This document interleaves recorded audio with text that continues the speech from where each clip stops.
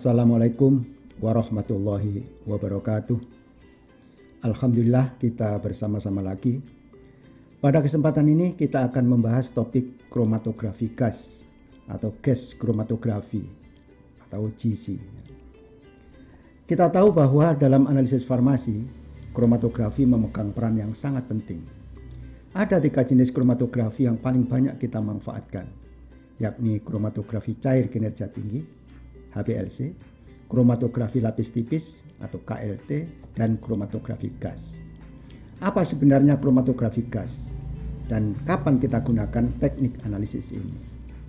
Kita tahu bahwa dalam kromatografi ada istilah fase gerak dan fase diam. Pada GC yang bertindak sebagai fase gerak adalah gas. Gas ini umumnya tersedia dalam tabung gas bertekanan tinggi, dan gas yang umum digunakan adalah helium dan nitrogen. Fase gerak pada GC disebut sebagai gas pembawa atau carrier gas. Mengapa demikian? Karena bersifat inert. Jadi selama proses pemisahan tidak terjadi interaksi yang bermakna antara fase gerak dan analit dalam sampel kita. Jadi pemisahan lebih banyak ditentukan karena interaksi antara analit dan fase diam. Fase diam pada GC dapat berupa cairan dan padatan. Disebut GLC, gas liquid chromatography, jika fase diam berupa cairan. Dan disebut GSC, jika fase diam berupa padatan. Umumnya fase diam yang banyak digunakan berupa cairan. Tanpa disebut lain, GC adalah GLC. Pada GC, fase diam dilekatkan pada kolom. Dan pada saat ini, kolom yang digunakan umumnya berupa kolom kapiler, sehingga disebut capillary GC. Kolom ini memiliki kinerja pemisahan yang resolusinya sangat tinggi, sehingga dikenal istilah high resolution gas chromatography. Pada slide ini ditunjukkan foto-foto para penemu yang banyak dikaitkan dengan kromatografi gas. Jadi pada awalnya seperti kita ketahui bahwa kromatografi itu ditemukan oleh Mikhail Semyonovich Sweat pada tahun 1903. Tapi setelah itu tidak banyak perkembangan yang berarti sebetulnya. Baru pada tahun 1940-an Martin dan Sings mengembangkan kromatografi partisi sehingga menerima hadiah Nobel pada tahun 1952. Tapi pada tahun 1941 Martin dan Sings ini melontarkan sebuah ide sebetulnya bahwa kromatografi tidak hanya bisa dilaksanakan pada fase gerak cair, tapi suatu ketika bisa dilaksanakan dalam bentuk gas fase geraknya. Dengan bekerja sama dengan James, akhirnya kromatografi gas cair GLC mulai dipublikasikan pada tahun 1950. Dan 1952 Martin dan James melaporkan hasil pemisahan asam lemak dengan sukses menggunakan kromatografi gas. Atas saran dari Martin pada tahun 1956, pemisahan GC itu dapat dilaksanakan pada kolom kapiler. Tetapi dalam waktu yang hampir bersamaan, Goulet juga mengembangkan kolom kapiler ini. Kolom kapiler ini setelah itu semakin banyak digunakan. Apalagi saat ini GC banyak kita laksanakan pada kolom wall coated open tubular column. Baik, kromatografi gas adalah teknik kromatografi yang sesuai untuk analisis senyawa mudah menguap, volatil. Apa sebetulnya volatil? Jadi menurut WHO dikelompokkan bahwa senyawa yang sangat volatil, sangat mudah menguap, itu kalau titik didihnya lebih kecil dari 0 derajat sampai berkisar antara 50 sampai 100 derajat Celcius. Disebut volatil kalau antara 50 sampai 100 tadi sampai 240, 260. Jadi pada prinsipnya kalau di bawah 260 derajat Celcius masih tergolong volatil.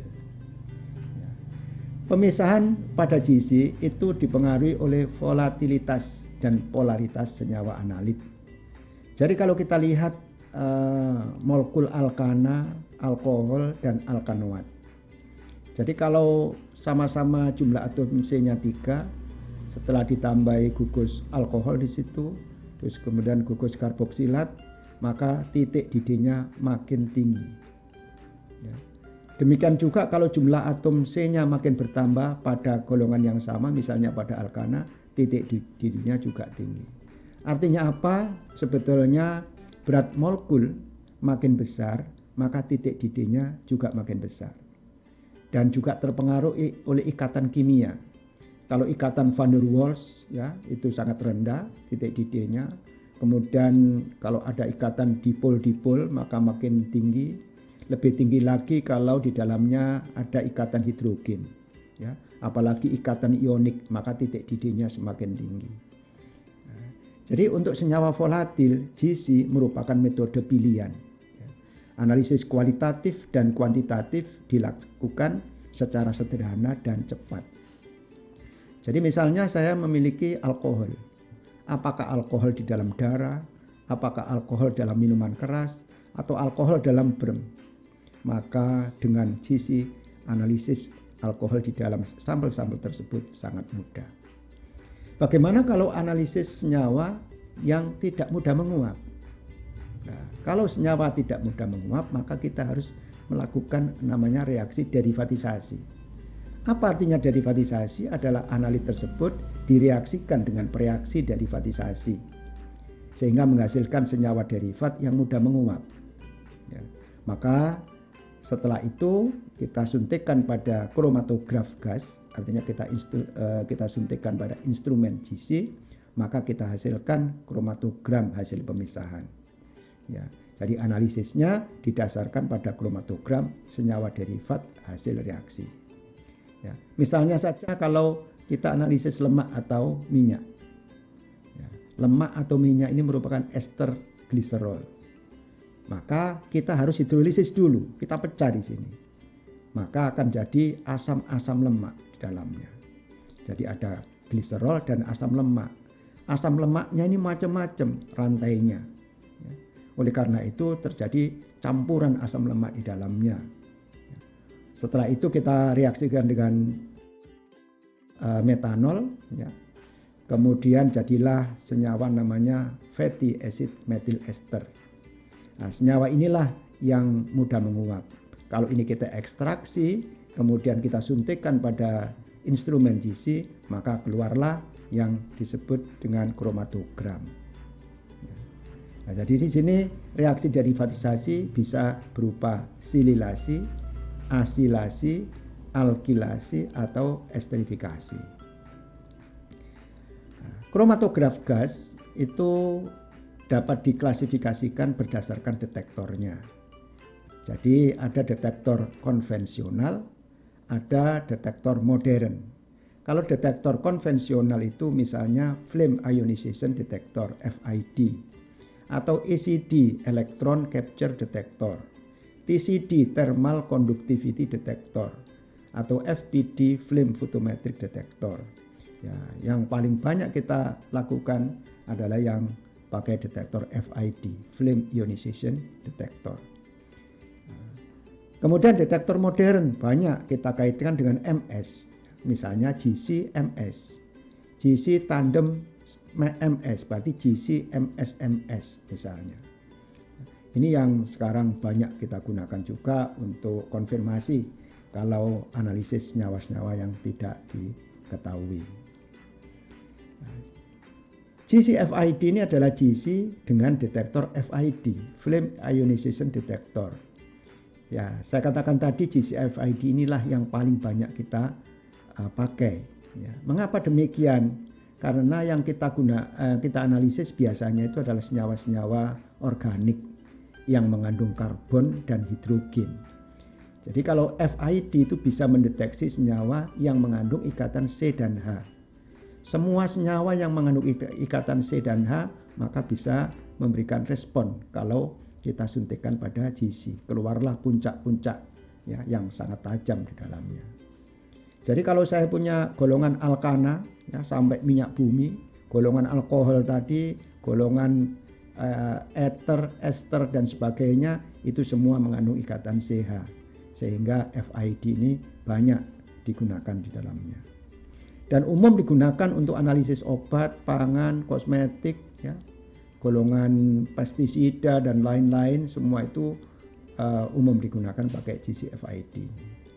Instrumennya sederhana, tadi ada gas pembawa, ya. Kemudian di sini ada injektor, ya, tempat untuk menyuntikkan sampel. Kemudian di sini ada kolom, kemudian di sini adalah detektor. Ya. Jadi komponen-komponen inilah pada GC-FID. Jadi kalau misalnya kita lihat pada GC, maka disediakan tabung-tabung gas pembawa. Ya, yang pertama adalah helium, ini bertindak sebagai gas pembawa. Ya. Tapi kalau kita pakai detektor FID, kita membutuhkan lagi 2 tabung gas.